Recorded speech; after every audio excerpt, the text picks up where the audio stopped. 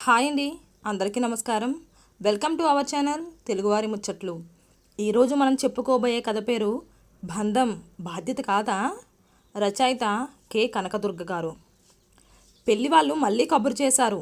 సమాధానం ఏమీ చెప్పకుండా ఎన్ని రోజులు వాళ్ళని మభ్యపెట్టాలి? అసలు నీ నిర్ణయం ఏమిటి అని కూతుర్ని నిలదీసింది మీనాక్షమ్మ. అమ్మా, నీకెన్నోసార్లు చెప్పాను నాకు పెళ్లి చేసుకోవటం ఇష్టం లేదు అని. కానీ నువ్వే నాకు చెప్పకుండా పెళ్లి చూపులు ఏర్పాటు చేశావు. వాళ్ళు ఎప్పుడో దారిలో కలిసినప్పుడు నా గురించి చెప్పానని, వాళ్ళు పెళ్లి చూపులకు వస్తారని చెప్పావు. వాళ్ళ ముందు పరువు పోతుంది, ఈ ఒక్కసారికి పెళ్లి చూపులకు కూర్చో అన్నావు. అలాగే నీ మాట కాదనలేక కూర్చున్నాను. ఇప్పుడేమో వాళ్ళకి నచ్చావు, ఏం చెప్పమంటావు అని అడుగుతున్నావు. నీకు చాలాసార్లు చెప్పాను, నేను పెళ్లి చేసుకొని వెళ్ళిపోతే నువ్వు ఒంటరిగా ఉండటం నాకు ఇష్టం లేదు.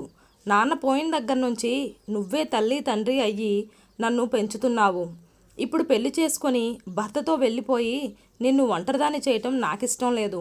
ఈ మాట నీకు చాలాసార్లు చెప్పాను. మళ్ళీ పెళ్ళి పెళ్ళి అంటూ నన్ను విసిగించొద్దు అంటూ లోపలికి వెళ్ళిపోయింది ప్రియ.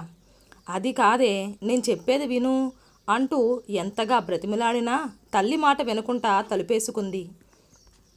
ప్రియ చిన్నప్పుడే తండ్రి యాక్సిడెంట్లో చనిపోయారు. అప్పటి నుండి కూతుర్ని చాలా కష్టాలు పడి ప్రేమగా పెంచుకుంది. ప్రియ కూడా తల్లిలోనే తండ్రిని చూసుకుంటూ పెరిగింది. ఇప్పుడు పెళ్లి చేసుకుని తల్లిని ఒంటరిని చేసి వెళ్ళిపోవటం ప్రియకి ఇష్టం లేదు. ఒక్కగానొక్క కూతురు పెళ్లి చూసి ఆమె పిల్లా పాపలతో సంతోషంగా ఉంటే చూడాలని కోరిక మీనాక్షమ్మది. మొండి పట్టుదలతో ఉన్న కూతుర్ని ఎలా మార్చాలో అర్థం కావటం లేదు ఆమెకు. పెళ్లివారు మళ్ళీ ఫోన్ చేశారు. మా అబ్బాయికి మీ అమ్మాయి ప్రియ బాగా నచ్చింది, అందుకే మీ అభిప్రాయం కోసం అన్నిసార్లు ఫోన్ చేస్తున్నాం, ఏమనుకోకండి వదిన గారు అంటూ అవతల నుండి వరసలు కూడా కలిపేశారు. అదే అండి, ఒక వారం రోజులు గడువు కావాలి. అమ్మాయి కొంచెం బిజీగా ఉంది, ఆఫీస్లో ప్రాజెక్ట్ వర్క్ అని తడబడుతూ చెప్పింది మీనాక్షమ్మ.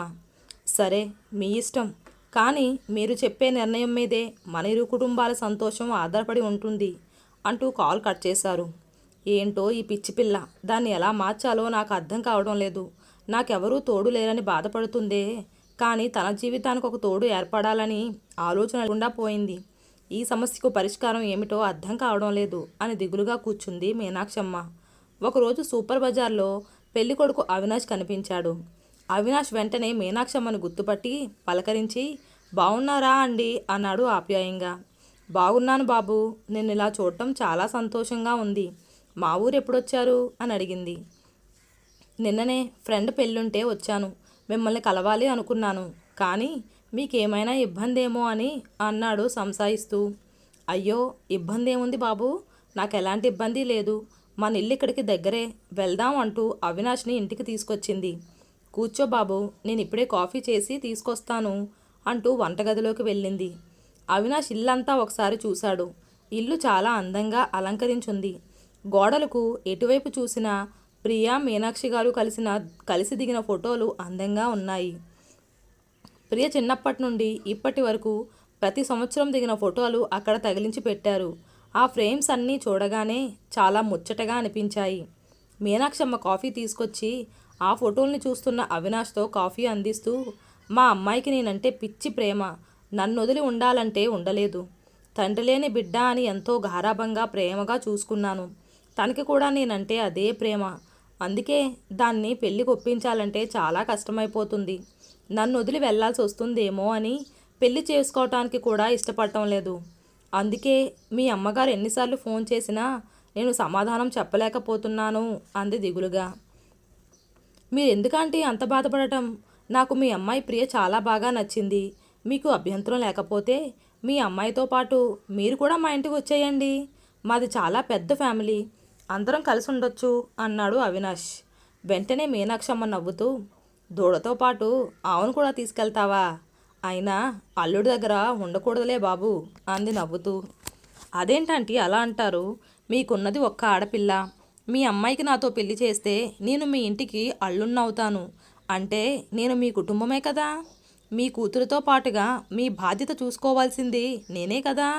నాలో మీరు కొడుకును చూసుకుంటే అల్లుడి దగ్గర ఉన్నా అనే ఫీలింగ్ మీకు కలగదు. నన్ను మీ కొడుకుగా భావించండి. అయినా ఆవు లేకుండా దూడ పుట్టదు కదా. బంధం బాధ్యత కాదా అన్నాడు మీనాక్షమ్మ 2 చేతులు పట్టుకొని. అవినాష్ చెప్పిన మాటలకి మీనాక్షమ్మ కళ్ళు కన్నీళ్లతో నిండిపోయాయి. ఒక్కగానొక్క కూతుర్ని పెళ్లి చేసుకుని కొడుకుగా బాధ్యతలు స్వీకరిస్తానన్న అల్లుడు దొరకటం అదృష్టంగా భావించి తలుపు చాటు నుంచి అవినాష్ మాటలు వింటున్న ప్రియ తల్లిని అంత ప్రేమగా చూసుకునేవాడు దొరికాడని మురిసిపోయింది. అవినాష్తో పెళ్లికి ఒప్పుకుంది. అల్లుడే కొడుకైతే అమ్మాయి ప్రేమంతా అతనికే సొంతం కదా. ఆ ఇంటిలో దీపావళి పండగ ముందే వచ్చింది. కోటి కాంతుల కొత్త వెలుగు తెచ్చింది.